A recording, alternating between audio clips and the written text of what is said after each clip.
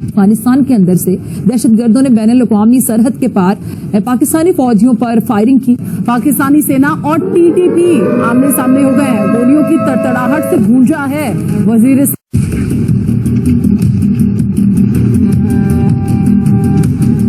افغانستان برادر ہمسایہ ملک ہونے کا حق ادا نہیں کر رہا اور دہشت گردوں کی فائرنگ کے نتیجے میں پاک فوج کے 5 جوان شہید ہو گئے.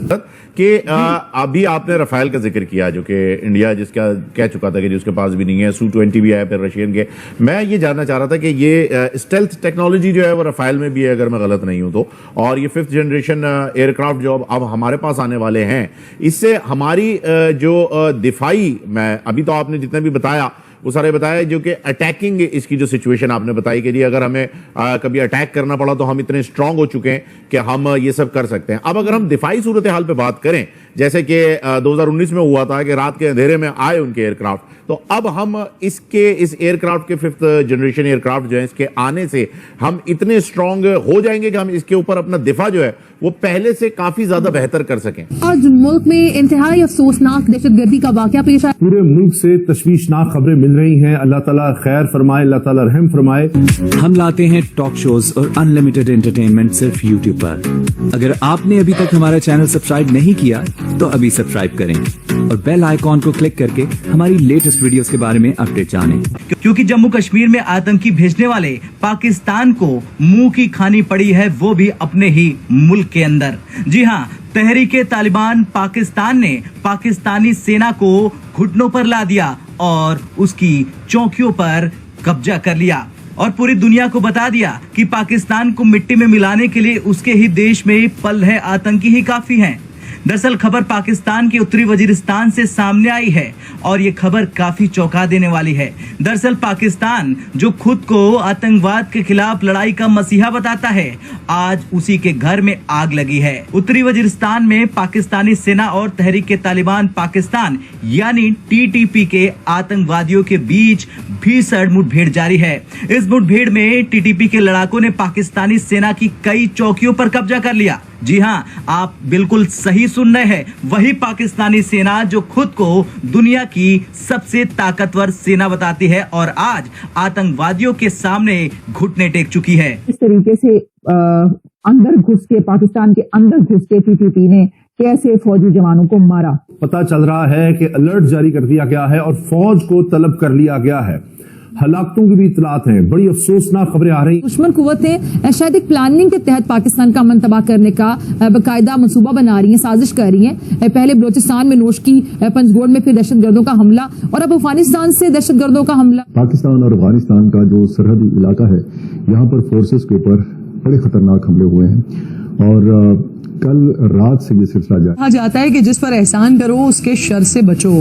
حضرت علی کا قول ہے. یہ افغان حکومت پر یہ صادق آتا ہے جن کے شہریوں کو پناہ دی گئی, جن کے ساتھ اپنی روٹی بانٹی, جنہیں تسلیم کرنے کے لیے دنیا سے درخواستیں کی ہم نے, جن کے لیے ٹریڈ میں آسانیاں پیدا کی ہم نے, جنہیں اپنا بھائی کہا, وہ آج ہمارا خون بہانے والوں کو سپورٹ کر. یہاں پر فوجی چیک پوسٹ پر حملہ ہوا ہے. اس میں کہا گیا ہے کہ 7 سیکیورٹی اہلکار جو ہیں یہ شہید ہوئے ہیں اور ساتھ میں یہ بھی ذرائع نے بتایا ہے, سیکیورٹی ذرائع نے, کہ یہ جو حملہ کرنے والے تھے یہ سرحد پار سے آئے تھے, یعنی افغانستان سے آئے تھے اور اس میں کم از کم 8 سیکیورٹی اہلکار لاپتہ بھی ہیں, ان کا کوئی اتا پتہ نہیں ہے. یعنی کیا پاکستان اور افغانستان کے جو تعلقات ہیں وہ اب بہت زیادہ خراب ہونے جا رہے ہیں؟ ویسے تو پاکستان اور تعلقات کے خراب اچھے نہیں ہیں, یہ آپ جانتے ہیں. تو یہ بات دشمن کو کھٹکے گی تو پھر اس طرح تو دہشت گردی کی جو کارروائیاں ان میں اضافہ ہوتا چلا جائے گا. مطلب پھر ہمیں بھی بڑی اچھی اسٹریٹجی اپنانی ہوگی, بنانی ہوگی, ہمیں بھی بڑے اچھے طریقے سے ان کی پلاننگ کا جواب دینا ہوگا. یہ ایک بہت بڑا دہشت گردی کا حملہ تھا. کم و بیش کہا جاتا ہے کہ 100 کے قریب جو دہشت گرد تھے.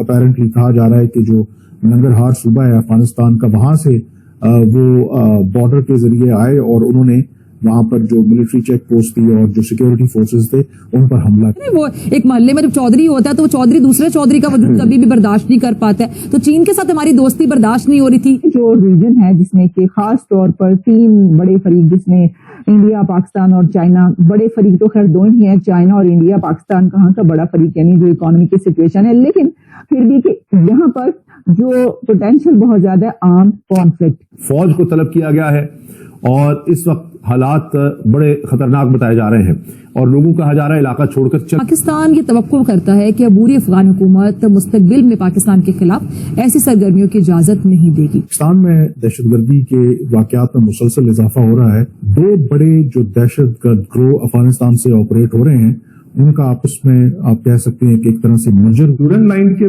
मसले में आपने देखा होगा कितना बहुत सख्त स्टैंड लिया था अफगान तालिबान ने, यहाँ तक कि उन्होंने याद दिलाया था कि 1971 की याद जो है हम पाकिस्तान को दिलाएंगे। उस तरह के स्टेटमेंट्स भी पिछले 2-3 महीने की बात है उन्होंने दिया था। साथ साथ ये भी इतलात है कि अस्करियत पसंदों की जानिब से कुछ चेक पोस्ट पर बाकायदा कब्जा किया गया। तालिबान हुकूमत अपनी सरजमीन से दहशतगर्दों के ठिकाने खत्म कर पाएगी या ये काम भी हमें ही करना पड़ेगा और किस हद तक? ना वो सारा अमेरिकन जान के अपना वेपन एमुनिशन खुला छोड़ के चलेगा ताकि अवाम के हाथ में आ जाए, अवाम के हाथ में आ जाए, हुकूमत के हाथ में आ जाए और लोगों के दहशतगर्दों के हाथ में आ जाए और वही असला पाकिस्तान के खिलाफ, चाइना के खिलाफ इस्तेमाल होता रहे। ये डिजाइन थे जो वो पूरे होते नजर आ रहे हैं। इसलिए मैं ये कहता हूँ कि अगर मुस्तक़िल गवर्नमेंट हो जाएगी, अफगान तालिबान को भी चाहिए कि why don't they make inclusive political government जो उनकी फेस सेविंग के लिए औरतों को भी नुमाइंदगी दे रहे हैं, दूसरे जो है नॉर्दर्न लाइन्स के लोगों को उनको भी थोड़ी नुमाइंदगी दे दें ताकि ये बहाना इनका खत्म हो। उनको नजर आता है कि औरतों बच्चों के हकूक नहीं है, वुमेन राइट्स नहीं है, तो उनको कश्मीर में तो नजर नहीं आता। तो अज़ाइम बड़े क्लियर हैं। पाकिस्तान को वो एक न्यूक्लियर मुल्क है, इस्लामिक मुल्क है, इकोनॉमिक तरक्की करता हुआ वो नहीं देखना चाहते। इकोनॉमिक तरक्की करेगा तो अपने मुल्क के फैसले अपने मुल्क की मफादात में करेगा। IMF वर्ल्ड बैंक की हुकूमत निकल जाएगा। ये अज़ाइम है जिसको हमने इसको हर हालत में डिफीट करना है। हमला करके भाग जाते हैं। इस तरह क्वेटा या बलूचिस्तान में भी वो दहशतगर्दी करके और कोई शिमला इस तरह के लोगों को मार के शहीद करके अफगानिस्तान में चले जाते। रिपोर्ट लेकर जनरल फैज के दफ्तर में गया। उनके एक सीनियर ऑफिसर्स के साथ मेरी मुलाकातें हुई। उनसे मेरी मुलाकात नहीं हुई, उनके सीनियर ऑफिसर्स से हुई। उनको मैंने पूरी रिपोर्ट प्रेजेंट की। मैंने कहा ये नया ग्रोह उठ रहा है, इसको यहीं दबाने की जरूरत है। आप यकीन करेंगे उन्होंने जवाब क्या दिया कि हम मोहसिन दावड़ को और अली वजीर को वजीरिस्तान से इंतखाब जितवा कर नेशनल असेंबली में लेकर आएंगे और हम इनको मेन स्ट्रीम में ला रहे हैं, इनको अथॉरिटी और पावर दी जा रही है। मैंने सर पकड़ लिया उस वक्त। मैंने कहा आप क्या करने जा रहे हैं? इन गद्दारों को आप इंतखाब के जरिए ला के नेशनल असेंबली में बिठा देंगे, सेनेट में बिठा देंगे, क्या करने जा रहे हैं? यही वक्त है कि इनको आप क्रश करके ख़त्म कर दें। मगर इमरान ने इनके मुकाबले में अपने कैंडिडेट ही खड़े नहीं किए। नॉर्थ और साउथ वजीरिस्तान से मोहसिन दावड़ और अली वजीर को बिला मुकाबला इलेक्ट करवा के नेशनल असेंबली में ले आए और दूसरी जानिब मंजूर पिश्तीन ऑन ग्राउंड उसको रिसोर्सेज और वसाइल मिल गए, लेजिटिमेसी मिल गई, national member of national assembly बन गए, वो रियासत के वसाइल उनके पास आ गए। अब वो पूरी ताकत के साथ पाकिस्तान के खिलाफ इस सब नेशनलिस्ट इंसर्जेंसी को, इस बगावत को भड़काने में मसरूफ हो गए, जो आज चलकर एक इतना बड़ा भूत और मॉन्स्टर बन चुका है कि किसी लम्हे पूरे सूबे को ये आग में भड़का सकते हैं, आग में जला सकते हैं। तो आपको ये वीडियो कैसा लगा कमेंट बॉक्स में जरूर लिखिए। इस वीडियो को लाइक कीजिए, शेयर कीजिए, सब्सक्राइब करना ना भूलिए आपके चैनल EFC.Z को। मिलते हैं अगली वीडियो में। जय हिंद।